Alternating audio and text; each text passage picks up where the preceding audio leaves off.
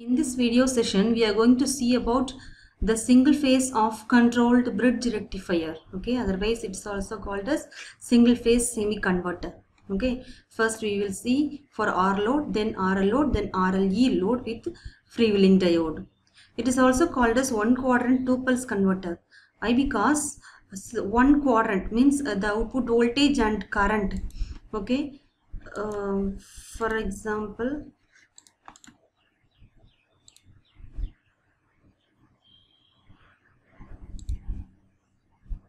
So one quadrant means the voltage and current both will be positive. Okay, so it is current and this voltage. So both current and voltage will be positive. That is one quadrant. Then what is two pulse converter? That is for one complete full cycle. Okay, for both positive and negative. This is full cycle. For this full cycle, we will get two pulses of output, because we will give two pulses to the thyristors, and we will get the two pulses of output. That's why it is called as two pulse converter. So this is the circuit diagram. Here we have used two thyristors and two diodes. Okay, and that's why it's called as a semi converter. Okay, in full bridge we will use four thyristors, but here this is off controlled, so we have used two thyristors and two diodes. Okay, so the principle is easy. That is for the positive off cycle. Okay, first, so this is the AC waveform. First, the positive off cycle enters inside. During the positive off cycle, this thyristor T1 is forward biased. When the gate signal is given to this thyristor, the thyristor during the positive off cycle, this thyristor 1 and the diode 1 both will be forward biased. Okay, if we give the gate signal, then the current path will be like this from phase T1 load, that is R load, then T1 neutral. Okay, this is the current path for positive off cycle. During the negative off cycle, what will happen? So the diode D2 and thyristor T2 will be forward biased. Okay, when we give the gate signal to the thyristor T2, then the current path will be from neutral, then T2 load, and then D2 and phase. Okay, so this is the current path for negative off cycle. So during positive off cycle, thyristor T1 and diode D1 will conduct. For negative off cycle, thyristor T2 and the diode D2 will conduct. Okay, for this conduction there will be output. We will explain here. So this is the AC input voltage for positive off cycle. Okay, we are going to trigger the thyristor at this duration. It may be alpha is equal to 60 degree. Okay, at this duration we are going to give this gate signal to the thyristor T1. So the output voltage, so T1 and D1 both will conduct. The output voltage will be like this. Okay, from alpha to pi. Then during the negative off cycle, okay, during the negative off cycle, this thyristor and the diode D1 will be turned off. Okay, so the output is 0.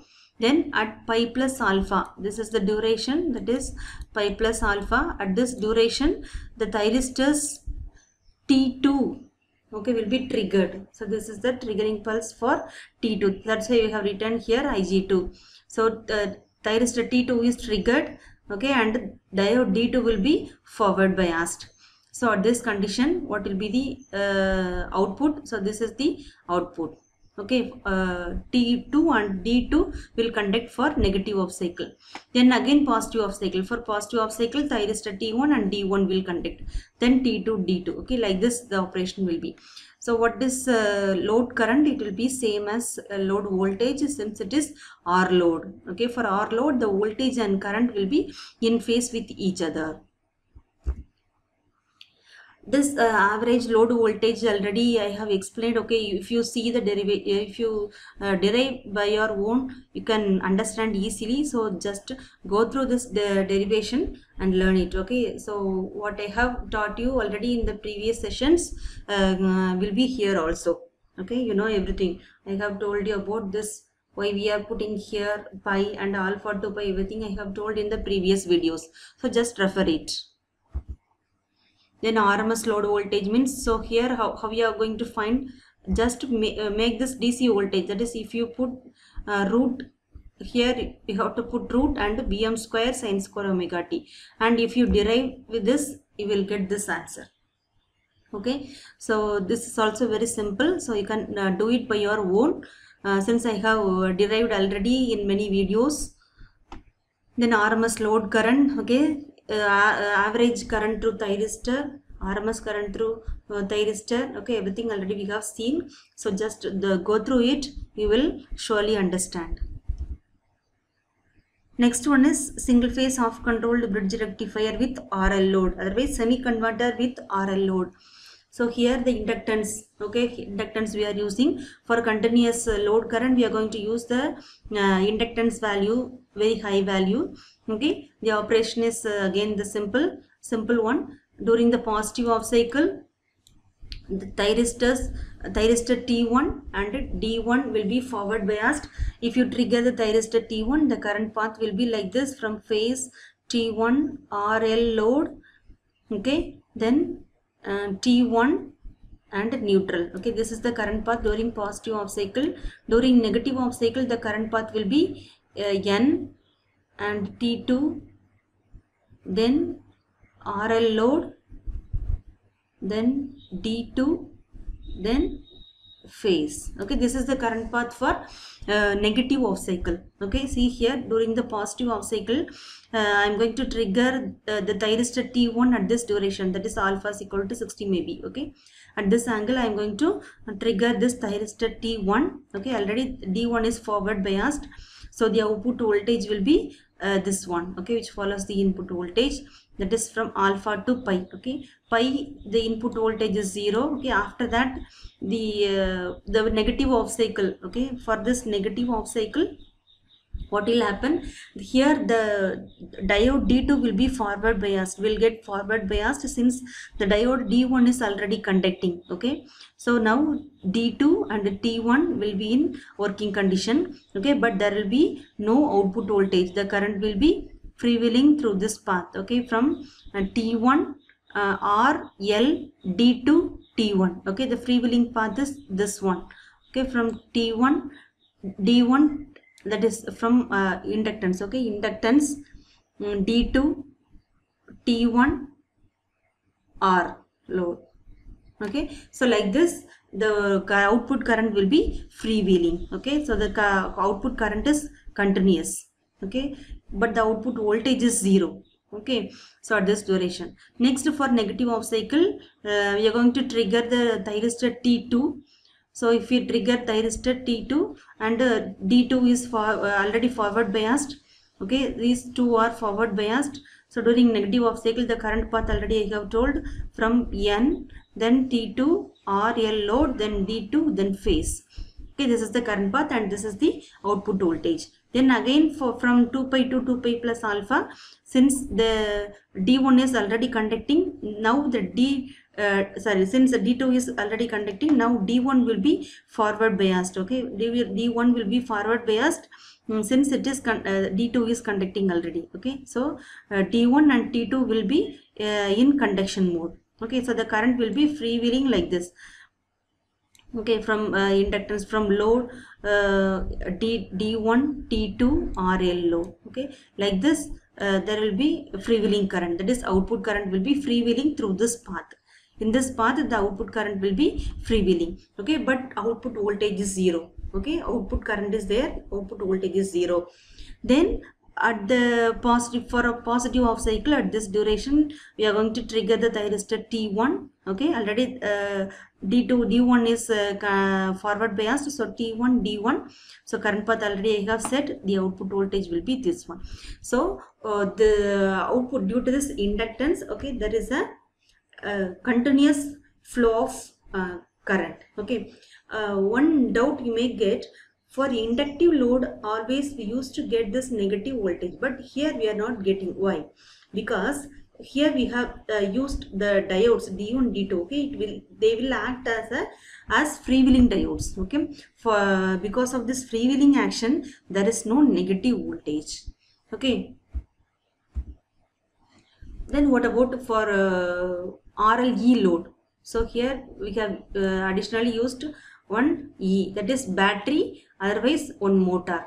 Okay, so first during this circuit explanation, you know. Okay, so directly I will come to this waveform explanation. For positive off cycle, I'm going to trigger the thyristor T1 at this angle. Okay, for positive off cycle, when the supply voltage is greater than this battery voltage, then only the thyristor will be forward biased. Okay, so the condition is this supply voltage should be greater than this battery voltage. Okay, at this condition this thyristor will be forward biased. When we trigger the thyristor at this duration, okay, then there will be output. Okay, how the current path will be from thyristor T1 and load, then D1 neutral.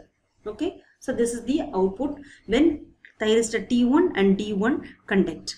Then during the negative off cycle, what will happen? So this freewheeling diode will be forward biased and the output current will be freewheeling through this path.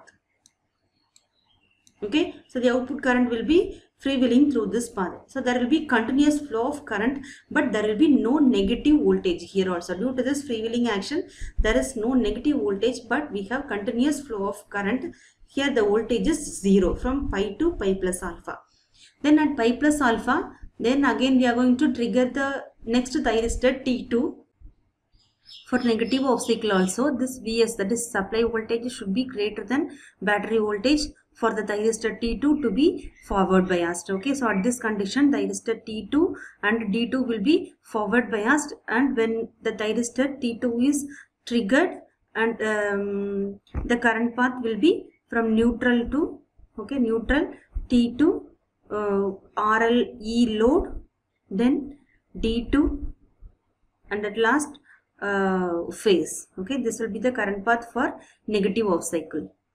Okay, so this is the output due to the operation of T2 and T2, and then freewheeling action. Okay, for the negative off cycle there will be, so for next off cycle there will be freewheeling action because of this freewheeling diode. Okay, so the output voltage is 0 and there will be output current.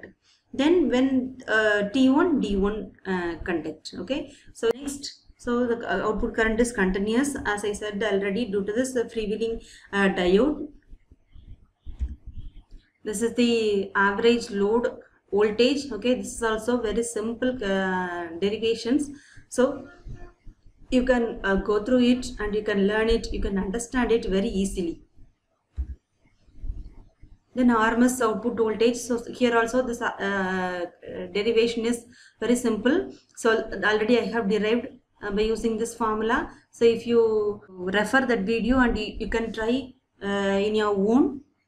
Okay, then average load current through the freewheeling diode, this is that one. Then RMS current. So that's all about the semi converter using R load, RL load and RLE with freewheeling diode. Thank you.